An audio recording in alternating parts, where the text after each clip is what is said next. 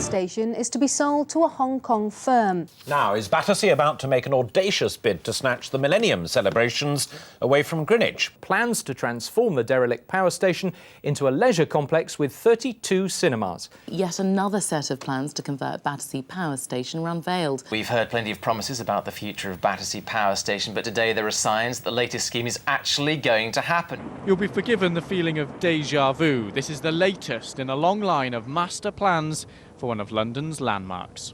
Well, it could certainly do with a bit of sprucing up in here. It's been empty for pretty much 25 years. And I'm in this safety get-up because parts of it are literally falling apart. In fact, it's going to cost £150 million just to stabilise it. But that's just the start. This is a £4 billion project. And this is what you'll get for that kind of money. The famous chimneys will be replaced because the old ones are just too dangerous. The station itself will become shops, a hotel and flats. Next door, offices will be built under a kind of eco-dome, topped off with a 300-metre-high chimney that will act as a kind of eco-friendly air conditioning.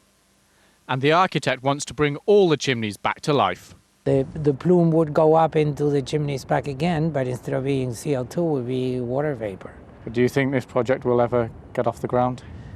I'm sure of it. Built in the 1930s as a cathedral to electrons, it pumped out power and pollution until 1983. In '88, Margaret Thatcher was there to launch it as a theme park, but it never happened, nor have any other plans since then. So what are the chances for this latest idea? Well, if you think pigs might fly first, they already have. Previous projects have run out of money. What makes this one any different?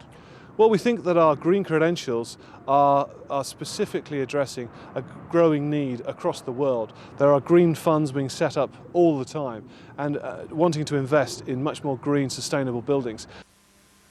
But this idea is still a long way from reality. There's now a 6-month consultation before it's submitted to the planning process. If it gets through and the money can be found, the station could be fired up and running by 2015.